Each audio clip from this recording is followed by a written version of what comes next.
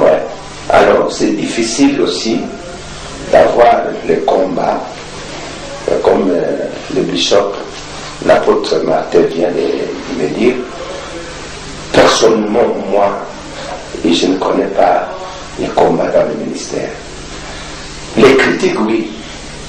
Ça ne manque pas. Parce qu'on dit, oh, c'est un magicien, à cause peut-être de miracles ou de ceci. Bon, ça, même Jésus-Christ se rappelle aussi. Fils de Belzébuth, tout ça. Bon, ça, on ne tient pas compte puisque ce sont les critiques. Normalement, tout homme doit accepter les critiques. C'est avec les critiques qu'on peut effrayer un beau chemin. Voilà. Si on était critique, pardon que tu ne vis pas. Ouais. Donc, les critiques, c'est normal, on accepte. Mais les combats tels, comme tels, moi, je ne connais pas. Nous bénissons Pourquoi? Parce que je n'ai jamais détruit l'église de quelqu'un. On m'a laissé beaucoup des églises. Je suis venu faire le travail. Le pasteur absent, il est venu trouver son église comme il avait. Plus que même ça. Amen. Et je n'ai rien demandé de donner ceci ou cela. Ouais. J'ai travaillé beaucoup. Je n'ai détruit l'église.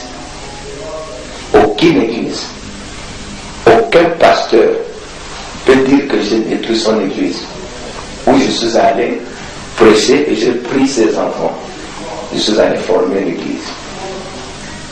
C'est pour cela que je n'ai pas de combat comme tel.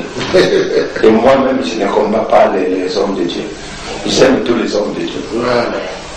Voilà un exemple à suivre. Voilà, il ne combat pas les hommes de Dieu, il soutient. Vous pouvez lui laisser sur votre église et il en prend soin comme un bon père et il fait même le travail au retour. Nous avons aussi entendu tous ces témoignages et nous bénissons le Seigneur. Homme de Dieu, juste une dernière question par rapport à notre mission. Aujourd'hui, je sais que nous aurons l'occasion de pouvoir vous avoir de temps en temps parce que nous aurons encore une émission spéciale où nous n'allons parler que des évangélistes. Peut-être que là, nous aurons encore besoin de vous ensemble avec l'apôtre Théo Boubi. Que pourriez-vous conseiller aux jeunes? Parce que je crois que la liste de ceux-là que Dieu appelle au ministère n'est pas clôturée. Quand bien même il y a de ceux qui se proclament par eux-mêmes, ainsi de suite, prenez à voir, la liste n'est pas clôturée. Il y a de ceux-là vraiment que Dieu appelle au ministère. Que pourriez-vous leur dire? Quels conseils pourriez-vous leur prodiguer aujourd'hui après vos 20 années de ministère? Mais je vous avais dit que quand David avait tué les lions et l'ours dans la forêt, il n'avait jamais révélé ses secrets ni à son père ni à ses frères. Personne ne connaissait qu'il avait arraché la brebis dans la guerre des lions. Personne ne savait. Mais quand il a suivi le roi Saül et ses frères, il a dit: je vais combattre Goliath. Le roi voulait l'empêcher. C'est là où il a révélé que tel que tu me vois, j'ai tué les lions et l'ours. Ouais. Mais c'est la même chose quand vous parlez, par exemple aujourd'hui, de la longue liste, c'est vrai. La Bible dit que la moisson est grande, il y a peu d'ouvriers. Nous avons besoin des ouvriers. Mais le problème aujourd'hui, les gens se précipitent à faire des choses que Dieu ne les a pas demandées. C'est ce qu'aujourd'hui, c'est ça le problème. Si aujourd'hui on dit apôtre Martin Longala, celui qui est à côté, il veut aussi qu'on l'appelle apôtre, mais il ne sait pas avant que Martin devienne apôtre quels sont les combats passés par quel chemin et quel combat qu'il a livré pour devenir apôtre. Mais l'autre qui est à côté là, il veut devenir apôtre immédiatement parce que celui qui est à côté là, apôtre Martin, il est apôtre. C'est ça le problème aujourd'hui qui nous tue et qui détruit l'église de Dieu. Si aujourd'hui les gens voient le miracle Dans mon ministère, les paralytiques marchent, mais c'est avec le voile. Et Dieu m'utilise beaucoup sur l'onction. C'est ça, je peux dire, c'est le domaine où Dieu m'utilise plus, c'est sur l'onction.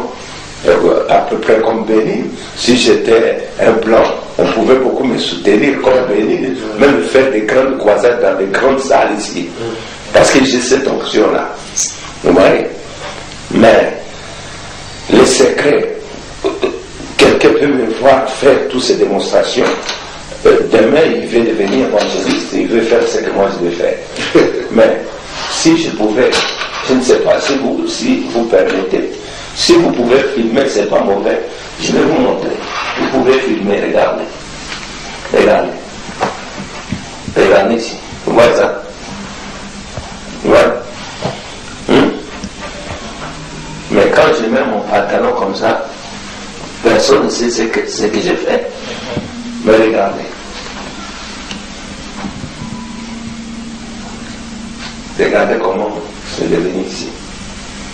Alors, combien de temps parfois je passe à genoux. Mais l'autre veut faire ce que moi j'ai fait immédiatement. Parce qu'il me voit bien habillé et Dieu m'utilise dans les délivrances, dans l'onction, ceci il veut le faire. Mais il ne connaît pas quel secret ou comment je m'entraîne, ni le lieu d'entraînement. ou le lieu d'entraînement. Il ne connaît pas. Il veut le faire directement. Vous voyez, c'est ça le problème que nous avons. La moisson est grande, il y a peu d'ouvriers.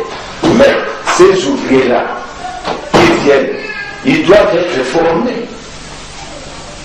Ce n'est pas seulement parce qu'on a besoin des ouvriers, la moisson est grande, on doit prendre n'importe quel ouvrier pour venir dans la moisson.